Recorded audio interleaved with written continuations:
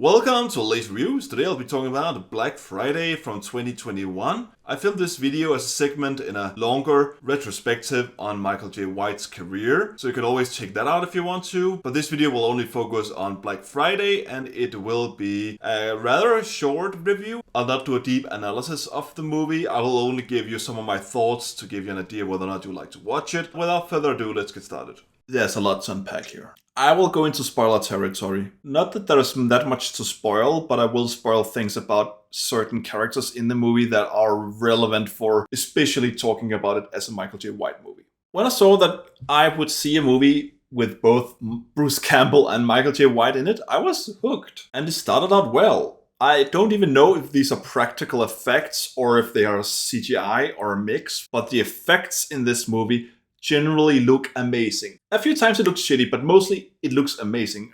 Amazing for such a small budget movie, especially. Very quickly, the plot. It takes place in a toy store on Black Friday. You're following these different people working in the toy store, all with their different backgrounds, of course. And the store opens, and as the store opens, this zombie alien outbreak breaks out. And that's it. Not exactly a siege movie, but the rest of the film takes place in this shop. Simple premise.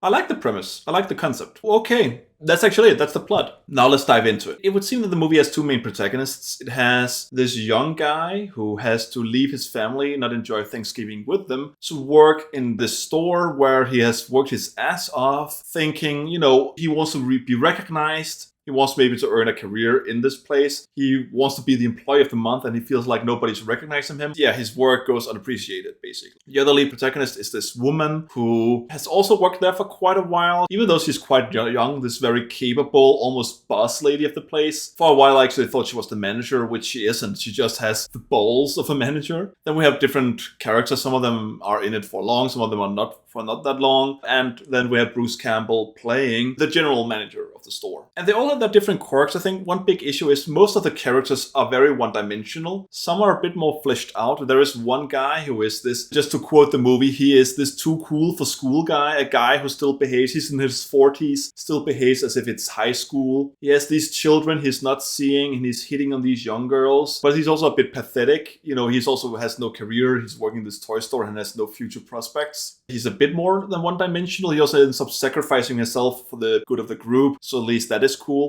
Okay, sure, Bruce Campbell is also playing a very one-dimensional character. He's this creep asshole who himself describes the reason for working in retail is that he can tell people what to do and people have to laugh at his jokes and he can just mistreat people. And he loves it. It seems that he loves it because actually he is a very sorry person who has nothing really to live for. And I do like Bruce Campbell can play that kind of role. I just think this is not really the best role I've seen him in. Far from it. I think he is giving it the most. I don't think he's giving it all, and I could have seen more. There are some stupid decisions revolving around him. This is a difficult movie to talk about because, yes, it is an alien invasion movie. It's a zombie movie where the effects are really good. I mean, the monsters look amazing. They are different types of evolvement or development or whatever. They're growing these almost beaks as mouths. They have their skin all distorted, and to zombify someone else, they're spreading out this slimy web,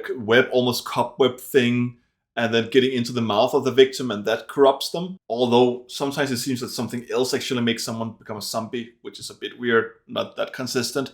Also, there seems to be no consistency in why someone becomes different kinds of zombies than others. So yes, it's one of those movies without rules. I don't like that. I want rules in my movies. I want, that there's one monster that is way better, way more developed than the rest, way more capable. And you might think, okay, that's the first person who was infected with a zombie virus. But no, it's one of the last people to be affected by it. And one of the oldest and most incapable people. But still, it looks cool. The fights are generally cool. The effects are generally cool. But where the movie fails is everything else. It is a comedy horror. And especially in the first 20 minutes of the movie, it really tries to be a comedy. It really tries hard. And then for the rest of the movie, it mostly forgets it's supposed to be a comedy horror. And not that I have a problem with that, because the humor in this movie is awful. It is really some of the worst comedy I've seen in a very long time. There is this one character who's quickly written out of the movie, Anita. I think she's supposed to be a manager, I'm not really sure. and she just keeps yelling at people. She's a terrible person towards everyone, and you just want her to die. And I think that's one thing that a lot of modern movies don't really get, that in these movies where people die, you do have some people you have to write in a way where you want them to die, make the audience want them to die, but also you can't have everybody being like that. And this movie has most people are terrible. You can't really root for many people in the movie. The problem is, yes, okay, you want her to die and you want to have a reason for her to die, but you still have so many insufferable scenes. It's also one of those movies that thinks it's funny to have old people saying naughty things. So more like consensual fuck partners.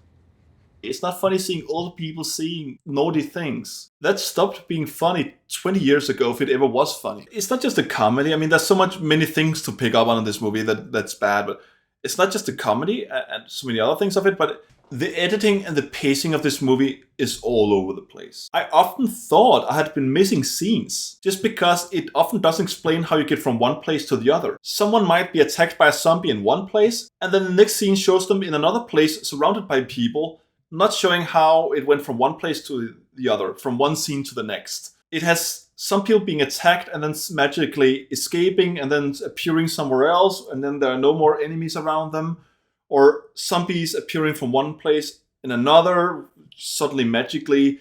It's just, the geography is all over the place. There's no reasoning behind how anything really happens in the movie. No real reason to explain why the monsters act the way they act or how they should develop. There are no rules in the movie. It's just lazy in that sense. But then you have these good effects. Like, the effects are good. There are some good chases in it. There are some good attacks, monster attacks. And then it has bad things again, like how it has Michael J. White in it. One of the only good things in the movie, and the movie kills him off less than half an hour into the movie. Couldn't they afford him to have him longer? Is it because he's such a capable person that having him in the movie would remove obstacles? And even the way they kill him, they have the goal to have him disappear from screen, hear a yell, and then you see something drip down on the floor. In 99% of movies, it means he's not dead. When you don't see someone die on camera, they normally don't die in movies. This movie, he dies. I kept thinking he would show up at the end, but no, he just dies. You don't see him die. Actually, you don't actually see him die. You see his guts drop on the floor. Such a weird decision. It feels like the people who made this movie somehow knew how to make effects,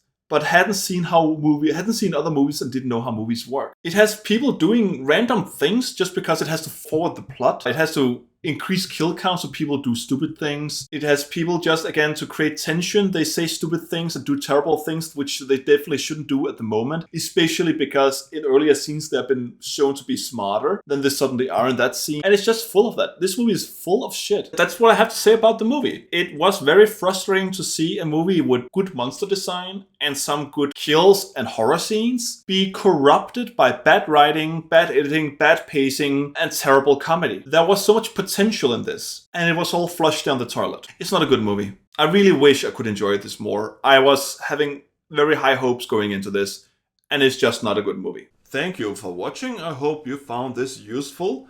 If you did, maybe you'd want to subscribe or like or leave me a comment or anything, you know, whatever you feel you would want to do, then yeah, feel free to do that. And that's it. See ya!